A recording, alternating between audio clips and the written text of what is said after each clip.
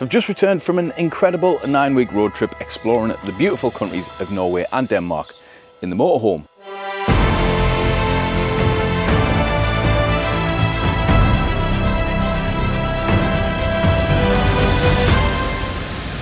I'm not gonna lie, people, this is just completely breathtaking. And on the road trip, I seen some insane scenery, took some of my favourite ever photographs, and on top of that, made some completely unforgettable memories. Wow. What? But I also drove over 7,000 miles in this, and if you've seen previous videos, you'll know that this isn't built very well. So yes, there was quite a few problems, and I'll go over them in this video. But more importantly, I spent over £8,000 doing this road trip. So I thought, now that the van's clean, I spent all day yesterday doing it, which obviously means it's raining because it's Britain and I've cleaned my van. What else is gonna happen? And I thought I'd go over all the things that worked in the van, all the things that broke in the van, all the costs involved. So miles per gallon, how much I spent on diesel, how much I spent on ferries, all of that kind of stuff. But let's get in the van first and get out of this rain. Now, what you may remember, if you watch the series, is that despite being in Norway, which has some of the cleanest drinking water in all of the world, I had water coming out of the tap that looked almost a little bit like watered down gravy.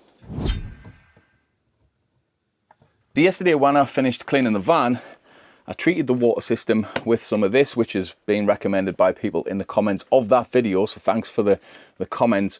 And later in the video, we'll test the water and see, well, whether it's worked. Before we get into it, just a quick bit of, promotion basically. We've got the Ultimate Scottish Road Trip, the NC 500 Improved, and the Cairngorms and Highlands Road Trip route. All three of these guides are available for 30 quid in the bundle. There's a link to them in the description. Use the discount code, save yourself a little bit of money, and pick up basically the best road trips in Scotland, bar none. And also, if you want to do the road trip that we're discussing in this video, we have the Ultimate Norway Road Trip, the Ultimate Denmark Road Trip, which I haven't got with us at the time of recording this video, but it is available. There's a link to that in the description, and the Lofoten add-on as well. So if you want to do the Arctic Circle, depending on when you're going, you can pick that up. And yes, on this version, the original one, I spelt Lofoten wrong on the cover. Novice mistake. Let's talk about the route. So this is the route that I took to get to Norway. I got the DFDS ferry from Newcastle to Amsterdam, drove from Amsterdam all the way through Netherlands, through Germany, up to Herschel's in Denmark, where I got another ferry to Kristiansand in Norway, cracked on with the Norway road trip, as you've seen in the videos. I got the same Herschel's to Kristiansand ferry back to Herschel's, done the Ultimate Denmark road trip, and then when we drove back, we actually drove to Rotterdam, to the Hook of Holland, and got the Hook of Holland to Hull ferry, and then drove back home from Newcastle. So that's the route that we took. We'll get the costs of them ferries later in the video. Let's have a look. In total, the mileage that I drove was 7,068.7 miles, and a total amount of driving of 201 hours, 54 minutes and 9 seconds. The average miles per gallon was 25.7. Now, I do suspect if I'd just done Denmark, I would have gotten a much higher miles per gallon because it's mostly flat. The driving's pretty easy going. Norway, the roads are smooth, they're quiet, and they're quite twisty and turny a lot of the time. If you're on the main route, your miles per gallon will be decent, to be honest, because it's quite easy. You're not stopping and starting. There's not a ton of traffic. There is in some places, but generally not. The roads that I was driving, that's slightly different. When you're going over like Sognefjellet and stuff like that, and you're going over the twisties, you're going up towards Geiranger, I'm okay with that. 25.7 miles per gallon isn't that bad. What I've done, because I haven't had a chance to go through all the receipts just yet, is I've broken down the miles in each of the two countries and what the average diesel price is, and worked out how much I should have spent. In Norway, I've done 5,730 miles. In Denmark, 1,337 miles. Total cost of the Norway diesel was £1,517.35. And in Denmark, I spent 366 quid. So in total, on just fuel, £1,883.36. Now, tolls are something that we don't really deal with that often in the UK. There's not that many toll roads, but in Norway it's pretty normal. There's quite a few of them, to be fair. There's a few in Denmark as well, like the bridge that I had to go over towards Copenhagen area, which wasn't cheap. So I'm going to go over the toll costs in just a second. For anyone who watched the series, you'll have saw that I had some issues with the habitation door. The central lock, and there's a connector down at the bottom which wasn't working. It was all like discolored, oxidized, I think the word is. So there's obviously some sort of issues there. I did fix it, but I'll show you exactly what I mean. So this here turned green, and basically whenever I was doing the central locking for a few days, I hadn't realized that this door, the main one to get in where all my gear was, wasn't locking. So I got some light grit sandpaper. I think I used, well, it wasn't that light actually, I think it was about 180 that I used, sanded it, and it worked completely fine. Later in the trip in Denmark, when I wasn't shooting videos, all of the central locking has stopped working. Now on the key fob, nothing.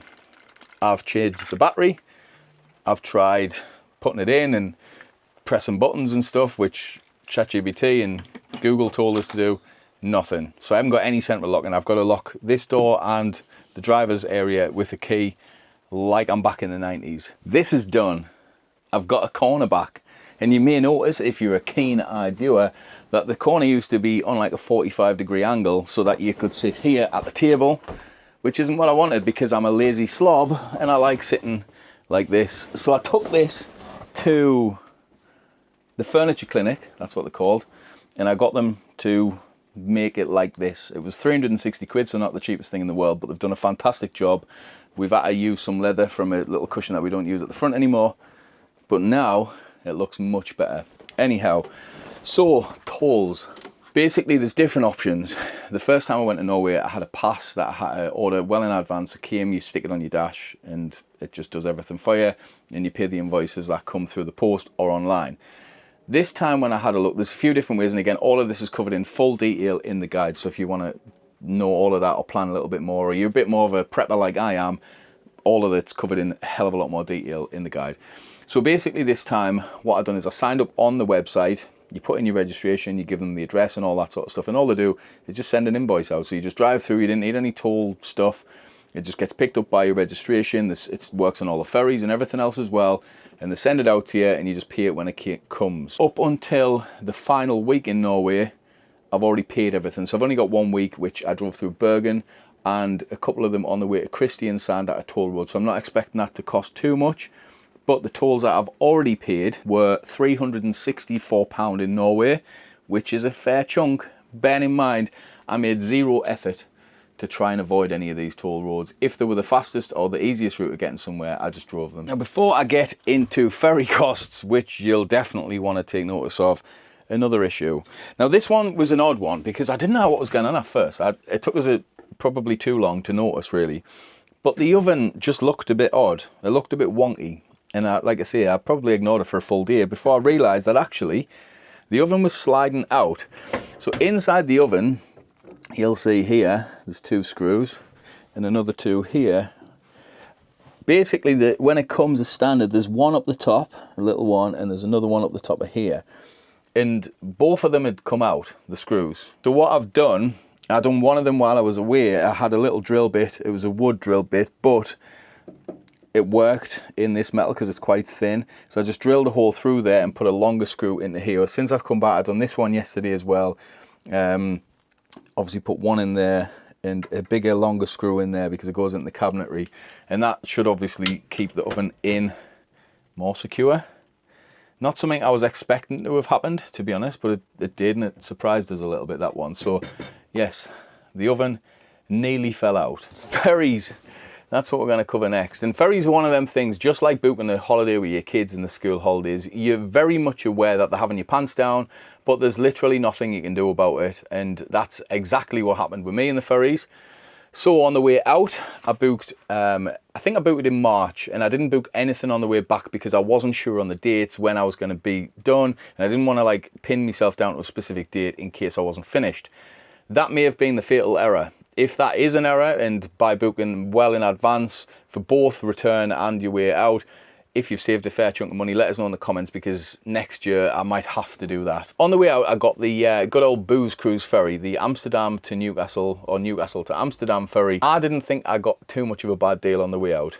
I spent £432.50 on that ferry out, and that's including the van and a bed, like a room, just a basic room overnight. Then once I got to Herschel's in Denmark, I get the Herschel's to Kristiansand ferry, which is just a 4-hour ferry, not a particularly long one. That one was 170 quid. I mean, you pay that sort of cost for a ferry to get to Harris or Lewis, really, or kind of close to that, which is about the same 4-hour journey. It's not so bad. I was quite happy with that. That all changed on the way back. The costs were insane. So on the way back, you also need to factor in that there was 3 of us, not just me. Now, the Herschel's ferry shouldn't really matter too much because it's just a 4-hour thing. You're not booking a room, which obviously makes it a lot cheaper. However, they maximised the cost because it's peak season. So on the way out, bear in mind, £170. On the way back, with 2 extra people, the same van, the same everything else, no rooms, just a basic ferry ticket, 365 quid. That's double the cost, more than double the cost. However, things were going to get worse because obviously the DFDS ferry would have been the perfect one, because then when I get off at Newcastle, it means I've got a 20-minute, half-an-hour drive home. That would have been perfect. So on the 15th of July was when I was going to book the ticket for. Again, bear in mind on this one I needed 2 rooms because there's 3 of us, or a Commodore suite, which I definitely didn't want to pay for. In the DFDS ferry, the only one I could get with either 2 bunk rooms or 1 Commodore suite was 1,500 quid. Just for a return, just a one-way ferry from Amsterdam to Newcastle overnight with 2 little bedrooms or 1 bigger bedroom. Ni food, ni nothing else, that in the van. 1,500 quid, absolute joke. So that made the decision making a little bit harder, because then the other options is go to the Hook of Holland near Rotterdam and get the ferry from there to Hawick, I think it's called, or also Hull, or just drive through France and get the ferry, either the ferry or the Eurotunnel. I decided to do the Rotterdam or Hook of Holland to Hull ferry. That ferry was £738.21, so again, quite expensive, but not too much more expensive, considering we needed 2 rooms. There was, like I said, the 3 of us. So all in all, ferries, I think I could have gotten them a fair bit cheaper if I'd booked in advance. So I'd be curious to know what your experience with sort of the ferry booking system and stuff is like. But in total, I spent £1,705.71 on ferries. Now, it's becoming a little bit of an issue that somehow I have to learn how to fix certain parts of the van. And one of the things I also had to fix in Denmark, so it wasn't actually on video, is this little thing. So for anyone who doesn't know what this is, turn the engine on so I can show you.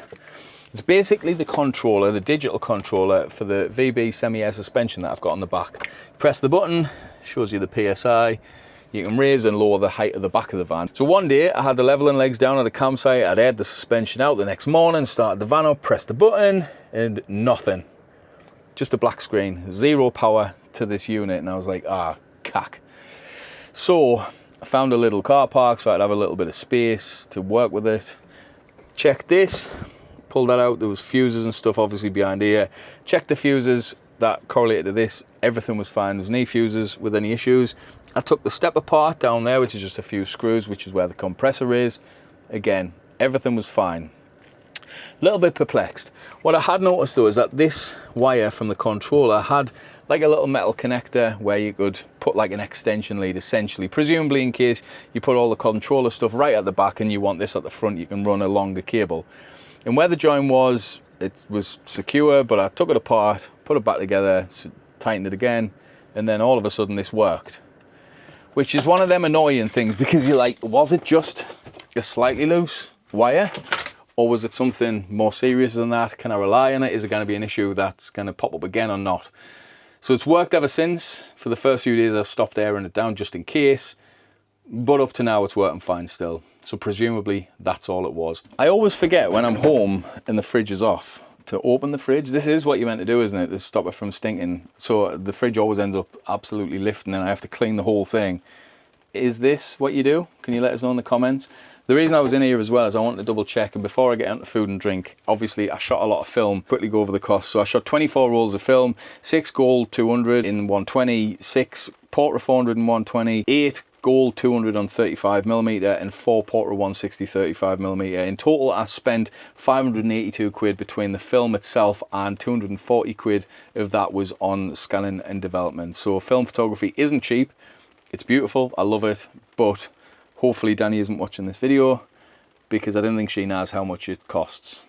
Shh, let's keep this quiet. Anyway, food and drink. So the food and drink costs in total, I spent £986.88. I may have spent a little bit more than that, because I need to finish going over the bank statement and stuff and categorising it. The bank struggles on with Starling, and it normally works fine in the UK, but the names of stores and stuff don't normally resonate with the app very well when I'm abroad, and it'll categorise it under something else. So I'm busy finishing off all of this, but it looks like it's there or thereabouts anyway, £1,000 in food and drink, which isn't that bad really. That does include the 3 weeks that Danny and Amelia were with us as well. Before I get to the final costs, I had 2 more issues with the van. The first being this wing mirror here. When I was in the Hardanger stretch from Odder to Hardanger Brewer area, it's a painful drive. Mostly Norway is fine. The speed cameras, people stick to the speed limits, bar trucks, and most of the time it's just sort of a single lane each side, so you're not overtaking much. It's quite relaxed. It's a nice drive. I enjoy it. Apart from that section, it's awful. So that section, there was another motorhome coming. I wouldn't know if it was my fault necessarily or his fault, but we ended up hitting our wing mirrors. Neither of them were damaged really, bar the glass on mine had popped out. I just popped it back in. The clips were fine. Everything was fine. We both had them wing mirror protectors on, which I would highly recommend. They've saved my wing mirror a couple of times now. Don't get them in white. Again, personal opinion, but they look awful in white, let's face it. Get the black ones, they look nice. About 80 quid, I think, but already they've paid for themselves, probably 3 different occasions now. So I would highly recommend. The second issue that I had was this here, that kept tripping. Now, it never tripped once when I was here by myself, which I made Danny very aware of, because it started happening once Danny and Amelia come out, and we haven't figured out what it is. So when we had the induction hob on, or we had the air fryer plugged into here, or the kettle plugged into here, or we had the iron plugged into there. So it's not even one particular socket. When it would get to about 2 and a bit thousand watts, it would trip it off. The inverter's rated up to 3,000, and I had no issues just over 3,000 for like 20 minutes with air fryers on. I ironed fine before Danny come out. I didn't use the kettle at all. Maybe it was something to do with that. I really don't know. And it would be fine until all of a sudden the kettle would like knock itself off once it boiled. Then it would trip the fuse thing.